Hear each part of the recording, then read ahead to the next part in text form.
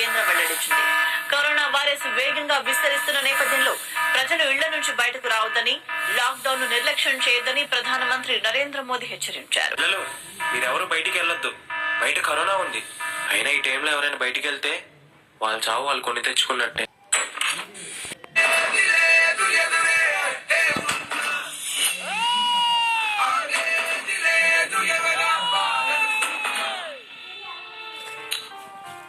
ఆగండి, మీరు ఎక్కడికి వెళ్లాల్సిన అవసరం లేదు, ఏ పని చేసే అవసరం లేదు. మన దగ్గర డబ్బు ఉంది. చక్కగా ఈ లాక్డౌన్ లో మన పిల్లతో ఇంట్లో హ్యాపీగా ఉందామండి. ఇక్కడ మన దగ్గర ఎన్ని డబ్బులున్నా నేను హ్యాపీగా ఉండలేను. అక్కడ నేను కాపాడాల్సిన ప్రాణాలు చాలా ఉన్నాయి. వాళ్ళని కాపాడుకోవడం నా బాధ్యత. నీ ఆరోగ్యం, పాప జాగ్రత్త.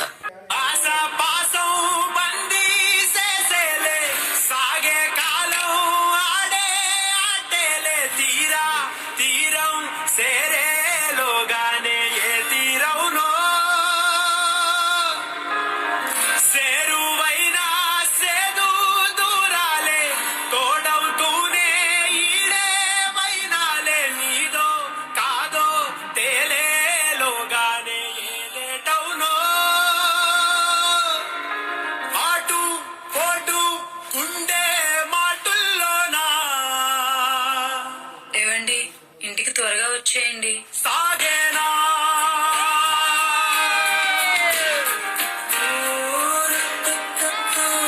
డాక్టర్, మీరు సరిగ్గా తిని 3 రోజులు అవుతుంది డాక్టర్.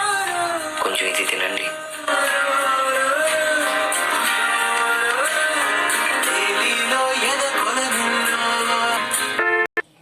డాక్టర్, కరోనా కేసు ఒకటి వచ్చింది డాక్టర్. ఈ పాపకే డాక్టర్. ఎందుకో నన్ను ఎవ్వరు ఎత్తుకోవట్లేదు.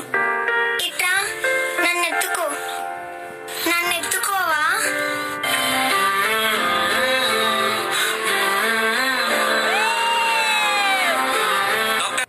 డాక్టర్స్, పాపని తీసుకెళ్ళండి.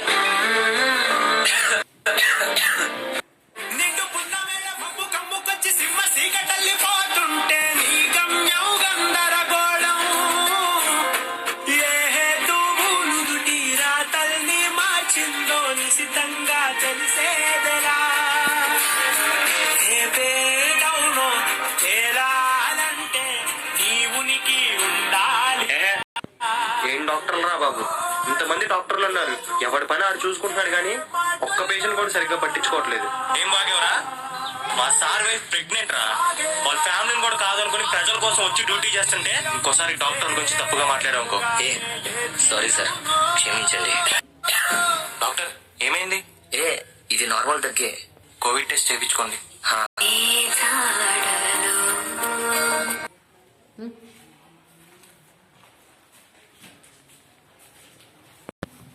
అమ్మా తల్లి, నేను ఇంటికి వచ్చేసాను రా అమ్మా.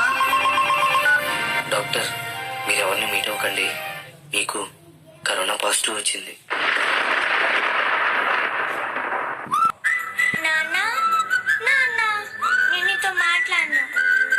నువ్వు నన్ను చూడటానికి రాలేదు కదా, నేను కూడా నిన్ను చూడను. నాన్న నాన్న నాన్న నాన్న నాన్న ఎక్కడున్నా నాన్న?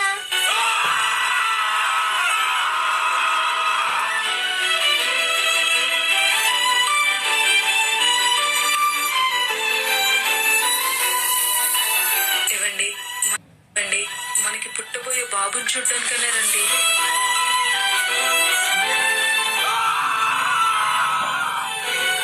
ఒక్కసారి కనపడు నాన్న.